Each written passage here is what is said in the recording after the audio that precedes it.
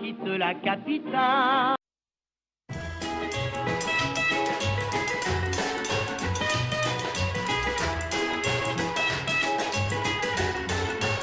Souvenir, souvenir, je vous retrouve en mon cœur et vous faites rafleurir tous mes rêves de bonheur.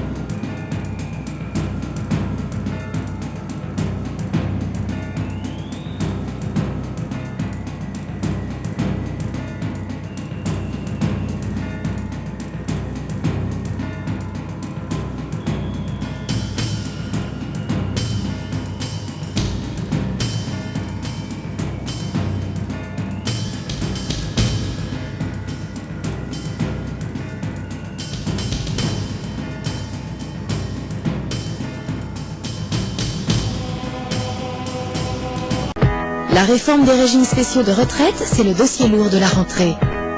Le président l'a dit à la télévision, tout le monde va devoir cotiser 40 ans. Tout le monde? Ah, pas si sûr, car nos chers élus, eux aussi, ont un régime de retraite très spécial. C'est le dossier d'iPod. Jacques Chirac, en tant que président de la République, ancien président de la République, pardon, il touche une retraite de 5 250 €. Il a droit également à une retraite par mois. Il a droit également à une retraite de député de 5 031 €. Magistrat à la Cour des comptes, cela lui donne droit à une retraite de 3 500 €, toujours par mois. Conseiller général et maire de Paris, ce qui lui permet de lui faire octroyer une retraite de 5 000 € par mois. On arrive à un chiffre de 18 800 €. Et en plus, en tant que président de la République, il est membre de droit du Conseil constitutionnel, ce qui lui donne droit à 12 000 € en plus. On arrive donc à 30 800 € par mois. Ce qui est choquant, c'est l'empilement de toutes les retraites, parce que ce sont que des régimes spéciaux. On est en train de dire que les régimes spéciaux, il faut les réformer. Et là, non seulement ils ne sont pas réformés, mais ils sont empilés. Bon, alors combien d'années pour toucher sa retraite, hein?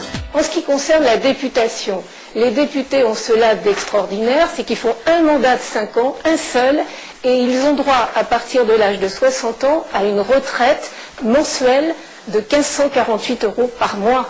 Donc c'est quand même incroyablement énorme par rapport au montant cotisé, sachant que cette retraite de 1 548 € par mois, ça représente la retraite moyenne de quelqu'un du privé qui aura travaillé 40 ans. 1 500 € pour 5 ans, 3 000 € pour 10 ans, etc., etc., 4 500 pour 15 ans.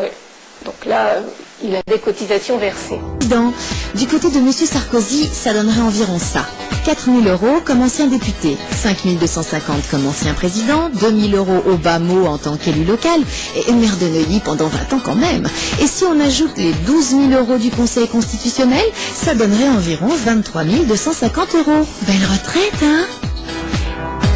Et pour le Premier ministre, c'est pas mal non plus. Ça donne 5 973,33 € comme ancien député, avec 22 ans à l'Assemblée, François touche le max, plus un minimum estimé de 2 000 € comme ancien élu local, maire pendant 18 ans, président de conseil général et régional. Au total, une retraite estimée à près de 8 000 €. Et même en brut, c'est pas mal, hein.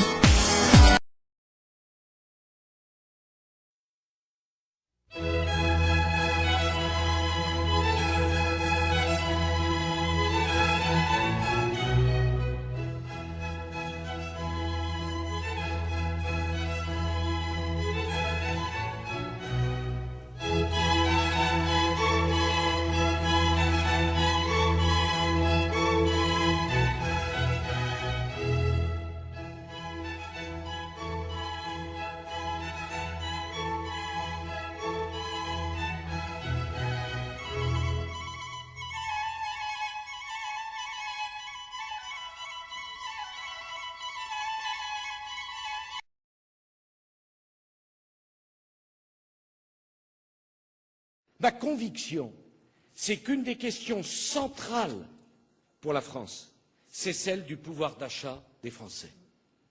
Les salaires sont trop bas, les revenus sont trop faibles. Et moi, je veux parler à la France qui travaille, celle qui a un métier, qui a un appartement, qui a une famille, qui a une voiture, qui travaille dur et qui trouve pourtant qu'on n'arrive pas à joindre les deux bouts. C'est à cette France-là que je veux m'adresser. Alors, s'agissant d'ailleurs du pouvoir d'achat, qu'est-ce que vous attendez de moi? Que je vide des caisses qui sont déjà vides? Ou que je donne des ordres à des entreprises à qui je n'ai pas à donner d'ordre?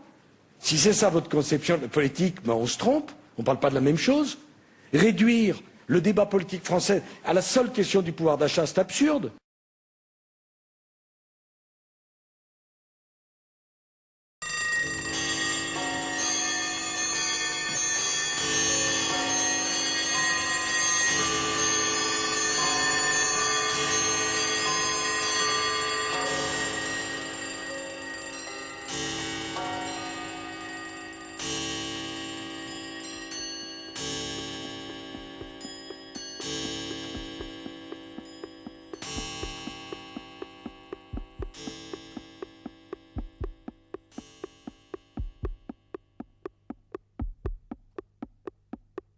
Qu'est-ce qu'on attend pour être heureux?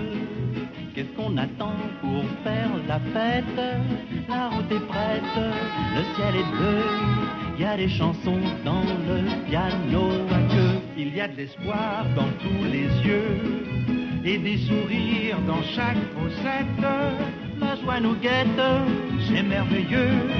Qu'est-ce qu'on attend pour être heureux? Qu'est-ce qu'on attend pour être heureux? Qu'est-ce qu'on attend pour faire la fête? Il y a des noisettes dans ce macreux. Il y a des raisins, des rouges, des blancs, des